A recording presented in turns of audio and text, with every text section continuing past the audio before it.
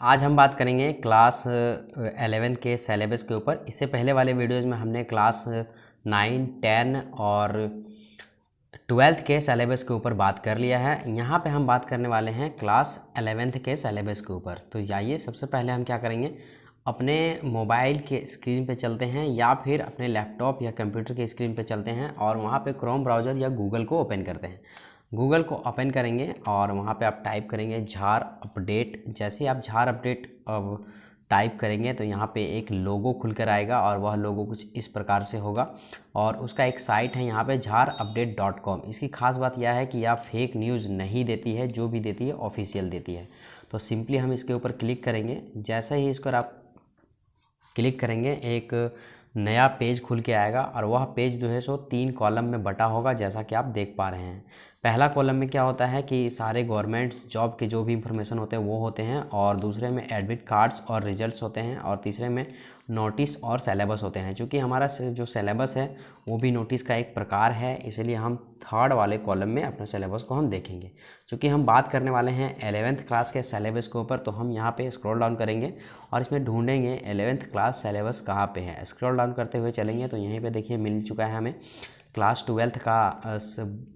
12th board syllabus 2022-23 और यहाँ पे क्लास 11 सिलेबस 2022-23। तो यहाँ से आप इसे देख सकते हैं अपने फ़ोन में भी, इसलिए मैं यहाँ पे लाइव दिखा रहा हूँ। तो चलिए सबसे पहले हम क्लिक करते हैं क्लास 11th के सिलेबस के ऊपर। जैसे आप इस पर क्लिक करेंगे एक ऐड आएगा, आप इसे कट कर देंगे। कट करने के बाद एक पेज खुलेगा और यह पेज कुछ इस प्रकार से होगा।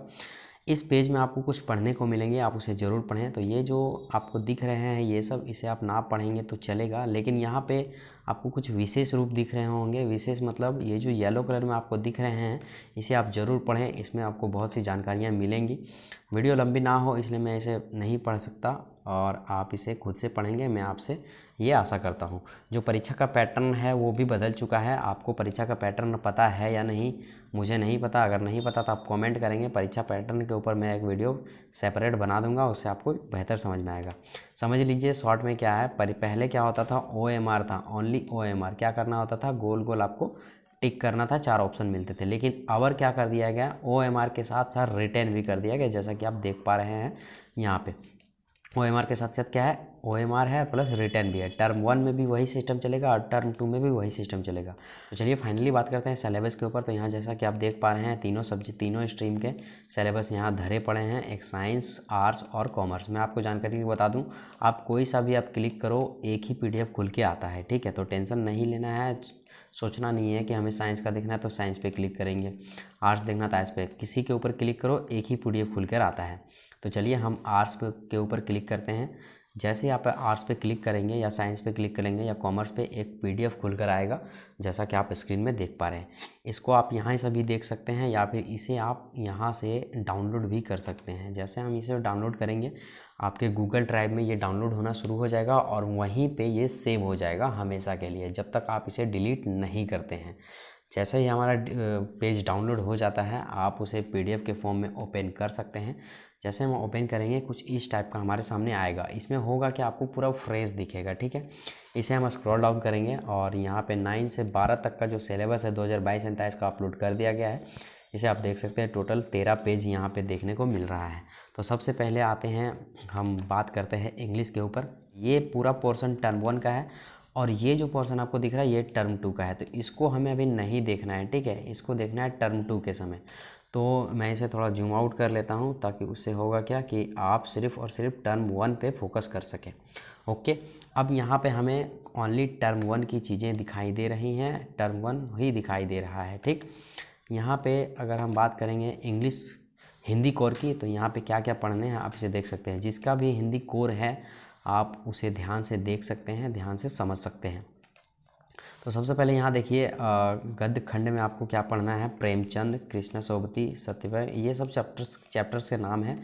जिसके भी हिंदी कोर हैं आप अपना बुक खोलें या फिर इसे नोट कर लें अपने कॉपी में। उससे होगा क्या, आपको फार दिखेगा कि क्या पढ़ने और क्या नहीं पढ़ने हैं। काव्य खंड के ऊपर चलेंगे तो इसमें भी चैप्टर्स हैं, कबीर, मीरा, राम नरेश त्रिपाठी, सुमित्रा नंदन पंत, भवानी प्रसाद। ये सब जो चैप्टर्स हैं बहुत ही ज़्यादा इंपॉर्टेंट चैप्टर हैं। एग्ज़ाम में इन चैप्टर से प्रश्न बनते ही बनते हैं, तो इन सबको आप छोड़ें ना। और चूँकि सिलेबस में भी दिखा रहा है तो आप कैसे छोड़ सकते हैं इसे। छोड़ने की कोई बात ही नहीं होती है ना। आप इसे स्क्रॉल डाउन करते चलेंगे। अब यहाँ पे हिंदी इलेक्टिव सबका नहीं होता है, किसी किसी का होता है। तो जिस किसी का भी हिंदी इलेक्टिव है आप इसे ज़रूर देखें और समझें। इलेक्टिव सब्जेक्ट क्या होते हैं? इलेक्टिव मतलब होता है इलेक्ट, यानी कि चुन चुन के पढ़ना होता है। तो हर किसी का नहीं होता है, जिसका भी आप देख लें क्या क्या चैप्टर्स पढ़ने हैं, आप यहाँ से आराम से देख सकते हैं। आपकी तैयारी कैसी चल रही है आप हमें कमेंट बॉक्स में ज़रूर बताएं कि सर तैयारी अच्छी चल रही है। कोई सा भी अगर सब्जेक्ट आपका कंप्लीट नहीं हुआ है तो आप हमसे कहें, उसको मैं ज़रूर करवाऊँगा। फ्री ऑनलाइन एकेडमी एग्ज़ाम से लेकर के अभी तक आपके साथ है और साथ रहेगी। चलिए, हिंदी भी हर किसी का नहीं रहता है, जिस किसी का भी आप यहाँ से देख सकते हैं। इतने सारे चैप्टर्स जो हैं सो हिंदी के पढ़ने हैं आपको, यहाँ से आप उसे देख सकते हैं। चलिए, हम चूँकि फोकस कर रहे हैं आर्ट्स के ऊपर, और आर्ट्स में क्या क्या पढ़ने हैं वो हमें देखने हैं। संस्कृत किसी का अगर होगा तो आप संस्कृत का भी देख सकते हैं। संस्कृत वाले सब्जेक्ट में आप देख सकते हैं इतना कुछ पढ़ने हैं, यहाँ से लेकर के और नीचे तक हैं, तो आप इसे भी ज़रूर देखें। चलिए आगे बढ़ते हुए हम स्क्रॉल डाउन करेंगे और चलेंगे ऊपर, और यहाँ पे हम देखेंगे मैथ्स जिसके भी हैं, यानी कि कॉमर्स वाले जो भी बंदे होंगे वो इस सेक्शन को जरूर देखें। पहला chapter sets, relation and function, trigonometric function, permutation and combination, limits and diversion, ये सब जो हैं सो मैथ्स के चैप्टर हैं। जिसका भी है, जिस किसी का भी आप इसे यहाँ से देख सकते हैं। फिजिक्स वाले जो भी हैं, फिजिक्स वाले क्या करेंगे, इस वाले पर्सन को देखेंगे। पूरा का पूरा ये फिजिक्स वाला है। जो भी साइंस बैकग्राउंड से हैं आप इसे ज़रूर देखें। चलिए आगे बढ़ते हैं, और यहाँ पे भी कुछ फिजिक्स के चैप्टर्स दे रखे हैं, तो ऐसा ना हो कि आप इसे छोड़ दें। वर्क, एनर्जी एंड पावर, ये सब बच्चों का क्लास वाला है, लेकिन हाई लेवल में आपको पढ़ाया जाएगा 11 क्लास में। केमिस्ट्री में आएंगे, केमिस्ट्री में टोटल 6-7 चैप्टर्स हैं जिसे आपको पढ़ने हैं, यहाँ पे आप देख पा रहे हैं। और एक बात और, आप इसे अगर अपने फ़ोन नोट कर रहे हैं तो नोट कर लीजिए, या फिर अपने फ़ोन में देखना चाहते हैं तो मैंने आपको बताया सारा प्रोसेस, गूगल में जा कर के आप वहाँ से इसे देख सकते हैं। ओके, चलिए नेक्स्ट अब यहाँ हम देखते हैं बायोलॉजी। जो भी साइंस बैकग्राउंड से हैं बायोलॉजी रखे हैं, तो इतने सारे चैप्टर्स पढ़ने हैं, एनिमल, प्लांट, सभी सब देख लेना। खुद की बातें हैं, आप लोग खुद तो समझदार हो ही, तो वीडियो लंबा ना हो इसलिए मैं शॉर्ट में भाग रहा हूँ, आप ज़रूर से ज़रूर देखें। अब देखिए हिस्ट्री की बात करते हैं आर्ट्स बैकग्राउंड पे। तो हिस्ट्री में टोटल 6 चैप्टर्स पढ़ने हैं, और 6 चैप्टर्स कहाँ हैं, ये कुछ इस प्रकार से हैं, ठीक है। इस वाले पोर्शन को अभी आपको नहीं देखना है, इसमें आपको कुछ नहीं रखा हो, इसको ढिचकाओ करके गोली मार दीजिए। 6 चैप्टर्स पढ़ने हैं। ऑफलाइन बेसिस में हमने कई चैप्टर्स को अभी पढ़ा दिया है। अगर आपको ऑनलाइन पढ़ना है तो हमें कमेंट करेंगे, हम ज़रूर वीडियो लेकर आएंगे। बदलती हुई संस्कृति, टकराव आधुनिक के रास्ते, ठीक है। इतने चैप्टर्स पढ़ने हैं हिस्ट्री में। तो ये तो हो गई हिस्ट्री की बात। अब हम बात करते हैं ज्योग्राफी यानी कि भूगोल की। तो भूगोल में अगर आप देखेंगे तो इसमें टोटल हमें 11 चैप्टर्स पढ़ने हैं, जो कि 2 बुक है, ठीक है। पहला बुक को अगर देखेंगे तो पुस्तक भौतिक भूगोल के मूल सिद्धांत, ये है पहला चैप्टर, ओके यहाँ पे। और इसमें टोटल इतने 7 चैप्टर्स पढ़ने हैं। तो छोटे छोटे चैप्टर्स हैं, 30 से 40 के बीच या 50 के बीच में क्वेश्चंस एक चैप्टर्स में देखने को मिलते हैं, MCQ। अब हम चलते हैं आगे, और जो दूसरी बुक है उसमें आपको 3 चैप्टर्स पढ़ने हैं टोटल। तो कौन कौन से चैप्टर यहाँ पे आप देख सकते हैं, ठीक। ये हो गई भूगोल की बात। अब हम बढ़ते हैं आगे। इन सब का क्या करेंगे, स्क्रीनशॉट आप ले सकते हैं, या फिर अपनी कॉपी में इसे नोट डाउन भी कर सकते हैं। अब बात करें इकोनॉमिक्स की, तो जो पूरा इकोनॉमिक्स है वो आपका 2 भागों में बटा होता है।